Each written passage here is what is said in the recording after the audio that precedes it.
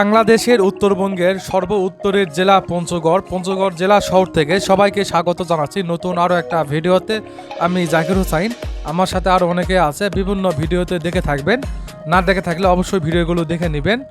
আর এই হচ্ছে পঞ্চগড় জেলা শহর। আজকে আমরা এই পুরো পঞ্চগড় জেলা শহরটা ঘুরে ঘুরে দেখব আর খণ্ড খণ্ড করে ভিডিওগুলো শেয়ার করব।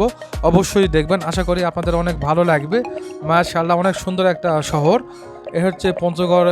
বিভিন্ন অফিস আপনাদের দেখাচ্ছি, এই যে দেখুন সরকারি যে স্থাপনাগুলো রয়েছে সবগুলো আমরা দেখব, আমরা ঘুরে ঘুরে দেখব, আপনাদের দেখাবো।